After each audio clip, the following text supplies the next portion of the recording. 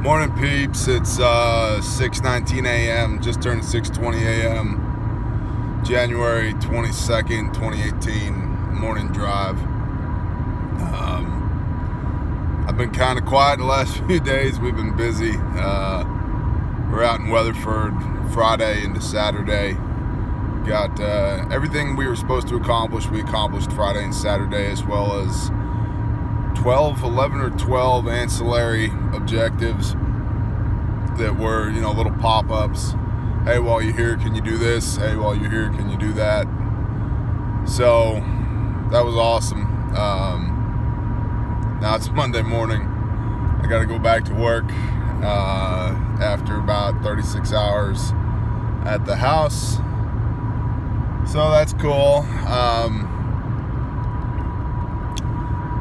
Man, I'll tell you, the high school kids on this road, we're just south of the local high school.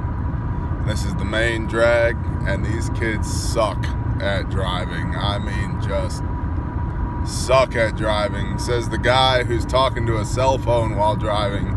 These kids are terrible. Anyway,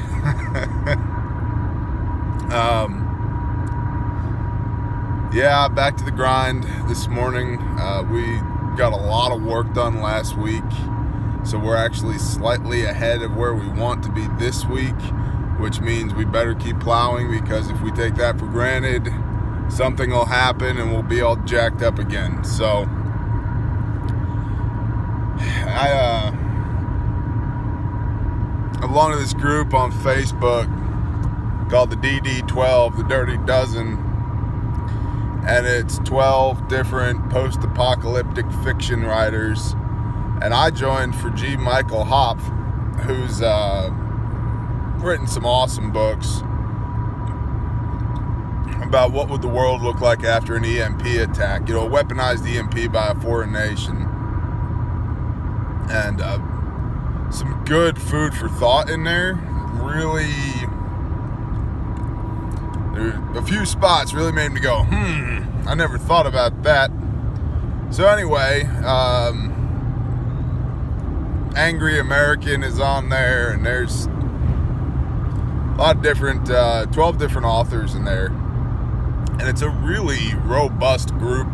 There's only about 3,000 people that are members, and the writers are constantly bouncing ideas off of the members, and it's a good group of people. Not a lot of drama, not a lot of BS, not a lot of bullcrap political posts, and just well done. So I've asked a couple of questions myself in this group just to get a feel for where people are at. And one of the ones that I asked was, without any ego and without any embellishment, if shit hit the fan right now, how long could you stay in your home, bugged in, or if you made it to your BOL, your bug out location, how long could you make it there with zero outside inputs other than growing a garden and securing water? About half of the answers I got were OPSEC, bro. OPSEC. Can't tell you. OPSEC. So, and it's funny when like a little housewife from Nova Scotia starts throwing OPSEC at you. It's like, all right, I get it. You guys read a lot of fantasy books, a lot of, fiction books. That's why we're all here. And most of your experience comes from the internet. So, OPSEC, I get it. Another question I asked was, who, if anybody, was a member of a MAG, Mutual Assistance Group, or, some other type of group of like-minded individuals. A third of the answers there were OPSEC, and a third of the answers were, you can't trust anybody. I'm just going to go it alone. To which I replied, sooner or later, you're going to have to sleep, right? It's really hard to pull security and take a nap at the same time. There's lots of Lance Corporals in the Marine Corps right now laughing, going, yeah, watch me, bro. But anyway, point being, if you're in a hostile environment, the last thing you want to do is, fall asleep when somebody could hypothetically turn you into a statistic. So it just really amazed me, number one, the lack of forethought by these people that are supposed to be preppers. I get it. You don't want every Tom, Dick, and Harry in your group that you don't know, you can't trust them, you don't know their backstory, you don't know what their preps are, and you don't want to waste your time and energy on somebody else who's not into it, right? It's like the common prepper thing. Oh man, if something happens, I'm coming to your house. I tell people all the time, including family members, you may come to my house, but you had better bring what you can with you. And I don't mean like throw a few things out of the pantry into a shopping bag and come on over. You need to be preparing for yourself as well. I have told immediate members of my family, I'm not taking a morsel of food out of my kid's mouth to give to you, because you as an adult have not prepared accordingly. So I get the whole idea of not just letting random people in. I get it. But you also need to right now be building relationships with key people in your community. Look, start dating other couples in your neighborhood. Just hang out with them, okay? They don't need to know right now that you're really into prepping and survival. If you go to church, I'm sure you have friends at church, bring up the subject to somebody and they might look at you sideways. There are, I'm going to say, a half a dozen families from the church that we used to go to, which is another story. A half a dozen families that are all preparedness minded. And knowing that, and they know about us, and we have a loose idea of what each other has, and we're networked. We have protocols, should something happen, who goes where, who does what. That's a really powerful thing. So, I understand OPSEC. Believe me, I get OPSEC. But what most people don't understand about OPSEC is that OPSEC, operational security, doesn't mean anything if you're not operational. And by and large, it takes a team of individuals to be operational. And it just astounds me, the ignorance on the internet, the lone wolf mentality, that I'm just going to go it alone, bro.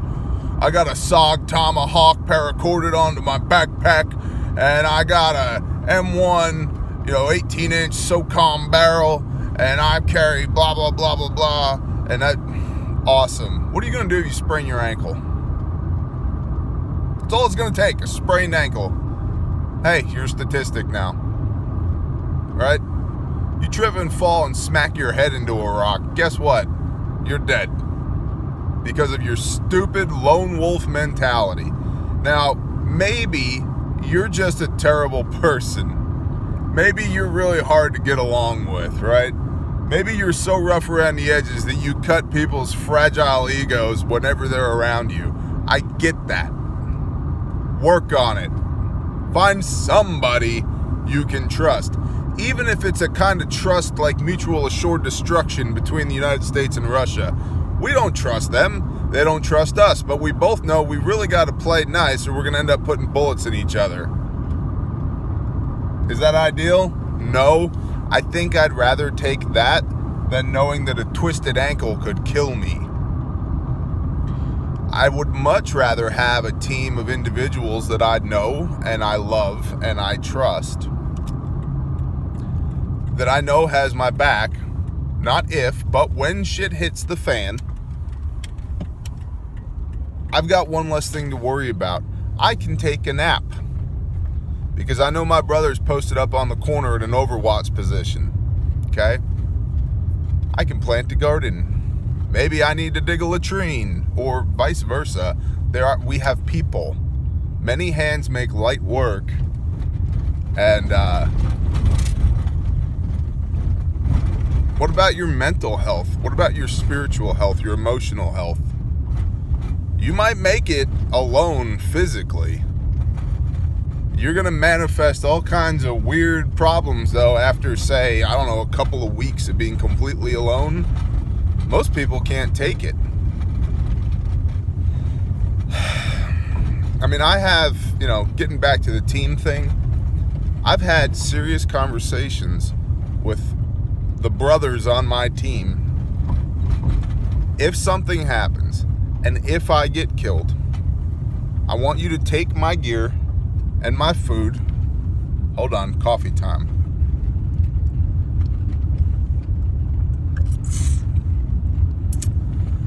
Yeah, I drink coffee out of a quart jug. A ball canning jar. If something happens to me, I want you to take my gear, take over my preps, right? And my land and everything, and care for my family. In exchange for the care of my family, you'll have my land, my stuff, whatever. And I'm not going to give you all the details of how those arrangements work and what the exact understandings are. There are provisions for this in the Bible, actually, during wartime. If a brother loses his, if a brother's killed in combat, then, his brother takes over his family and continues to lead his family. It's not something that I'm terribly fond of thinking about, but I do like knowing that there's a plan in place that should I just happen to catch a 7.62 by 39 round into the side of my forehead by some scarfed up Antifa loser during a civil unrest, then I don't have to worry so hard about what's going to happen to my family. It gives me a little bit of peace of mind. And that comes from having a team. The peace of mind in all aspects comes from having a team. So I highly recommend that you're not a lone wolf. I highly recommend that you are on a team. Start a team. If you can't find a team, start a team. That's what we did. We couldn't find a team, so we started one. And now it's a strong team-ish. There's always room for improvement, right? We're all strong as individuals. Our teamwork, we need to get better at that, right? But as individuals, we're all really strong. Don't be a lone wolf. And OPSEC, operational security, bro, it's really cool to espouse OPSEC while you're on Facebook behind your computer screen tapping on a keyboard. When I hear somebody say OPSEC, you know what it tells me? I don't know what the F I'm talking about, or my level of preparedness is so dismal that I refuse to answer this question, so I'm going to throw out an OPSEC. To me, it's like calling racist on CNN when somebody's in the midst of a conversation they don't want to have. They go, well, you're a racist. How do you respond to that? So, OPSEC is operational security. And operational security doesn't mean anything if you're not operational. And I submit that you're going to have a hell of a hard time becoming and remaining operational, flying around by the seat of your pants as a lone wolf. That's our cool story for today. 6:33 a.m. Y'all have a wonderful day.